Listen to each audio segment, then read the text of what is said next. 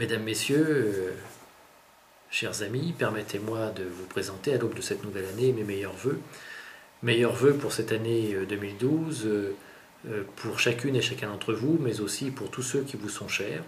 Que cette nouvelle année vous apporte à toutes et à tous la santé, la joie, mais aussi la réussite dans tous vos projets. Et j'espère que cette nouvelle année vous permettra d'atteindre tous vos objectifs.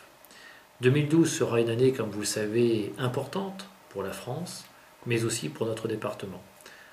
Pour la France tout d'abord, parce que en avril et mai prochain aura lieu l'élection présidentielle.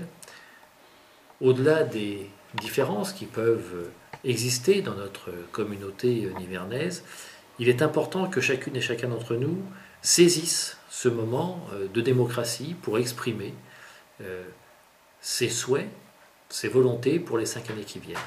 Il est indispensable que chacune et chacun d'entre nous participe à ce débat et se déplace et vote à l'occasion de cette élection présidentielle. Un mois après, en juin, auront lieu les élections législatives.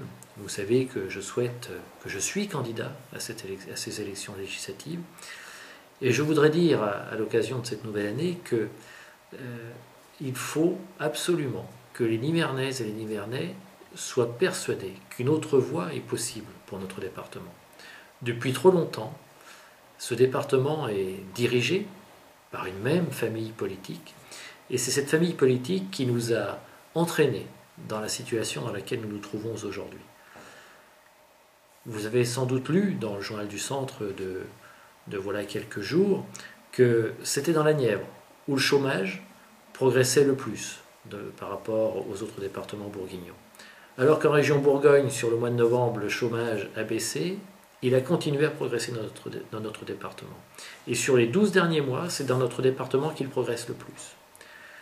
C'est aussi dans notre département où la démographie est en baisse par rapport à nos voisins de Côte-d'Or, de Saône-et-Loire ou de Lyon, où là, la population continue à s'accroître. Nous sommes le seul département où la population diminue.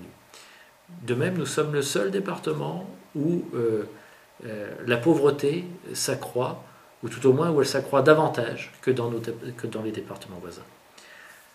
Bien sûr, on peut imputer ces difficultés à l'État, mais l'État n'est pas le seul responsable des difficultés dans lesquelles se trouve notre département. Celles et ceux qui sont en charge de ce département depuis 1964 ont une lourde part de responsabilité. Et moi, je vous invite tout simplement, au moment des élections législatives, à vous interroger sur celles et ceux qui se présenteront à vos suffrages, de bien examiner leur programme et de vous dire surtout qu'une autre voie est possible.